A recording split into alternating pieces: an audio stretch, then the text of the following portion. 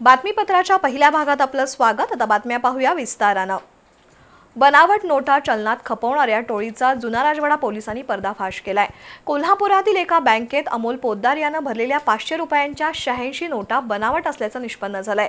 त्यानंतर पोलिसांनी अमोल पोद्दार, निखिल सरगर आणि शिवप्रसाद कदम या तिघांना अटक केली आहे।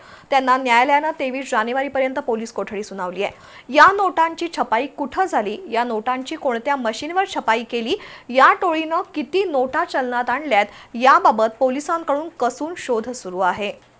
पोलीस निरीक्षक संजीव झाडे यांनी उपनिरीक्षक संतोष गळवे यांच्या पथकाला गुन्ह्याची उकल करण्यास सांगितलं होतं।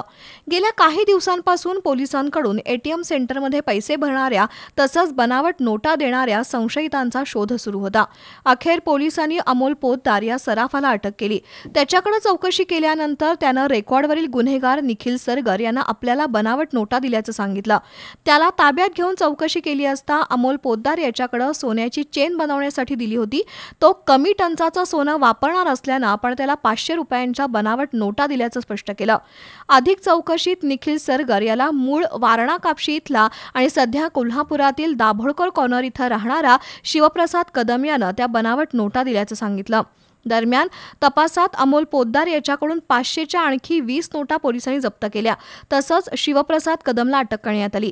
या तिघांना न्यायालयानं 23 जानेवारीपर्यंत पोलीस कोठडी सुनावली आहे। दरम्यान या तिघांनी या नोटा कुठून आणल्या, नोटा कुठं छपाई केल्या आणि छपाई मशीन कसं उपलब्ध केलं याविषयी चौकशी सुरू आहे। यातून आणखी बनावट नोटा जप्त होण्याची शक्यता पोलिसांनी व्यक्त केली आहे। ही कारवाई हवालदार प्रशांत घोलप, सतीश बांबरे, अमर पाटील, सागर डोंगरे, प्रशांत पांडव, संदीप माने, वैभव खोत, निलेश नाझरे, मोहन लगारे यांनी केली।